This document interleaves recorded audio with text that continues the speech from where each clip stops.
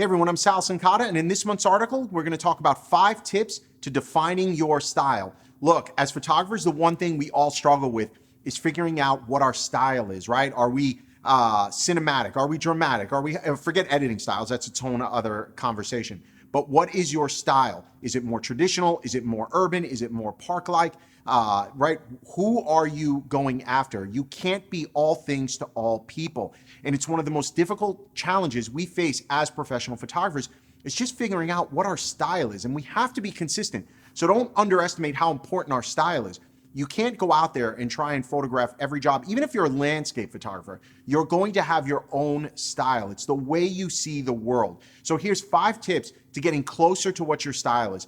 Tip number 1, stop copying other photographers. For crying out loud, if you copy other photographers, you're trying to emulate my style. Now, don't get me wrong. I'm not saying don't be inspired by other photographers, by other artists. I'm inspired by others. There's no doubt about it. I look at their work and I like things about their work. Incorporate that into your style. But the last thing you want to do is try copying it. And the reason you don't want to copy it is because you are not them. You cannot see the world the way they do.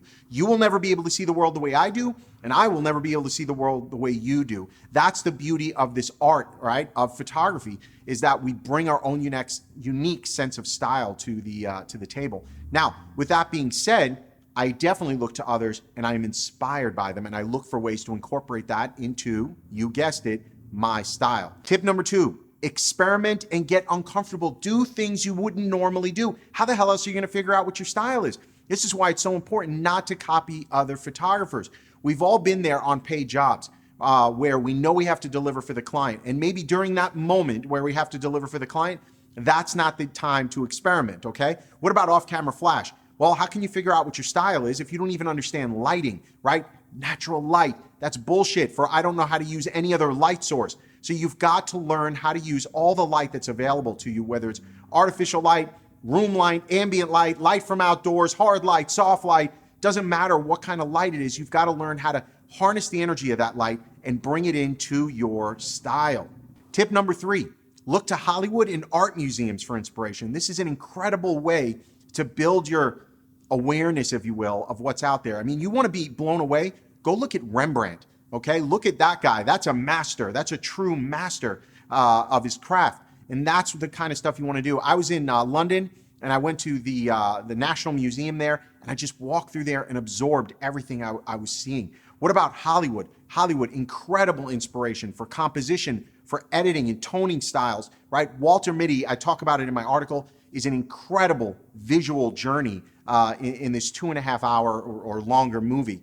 These are ways for you to get inspiration from outside, right, your peer group, and that can really, really help to hone your skill and inspire you with your work and taking it to that next level. Tip number 4, show your clients your style, right? If you don't show it on your website, they're going to continue to book you based on the work they're seeing in your portfolio. So it's this chicken and egg thing.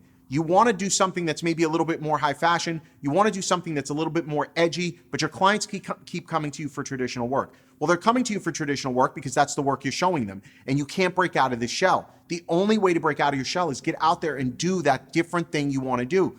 Well, I wouldn't do it with my paying clients, or, right, I would either do stylized shoots, modeling shoots. There's no reason you can't do that anymore, right? We are even offering you dresses, inceptionrentals.com. Go get the type of high fashion look you want, and now put a model or your clients in that and do it for you. That becomes the key to all this, is you've got to start looking for ways to take your work to that next level and find the clients, most importantly, that can appreciate your work.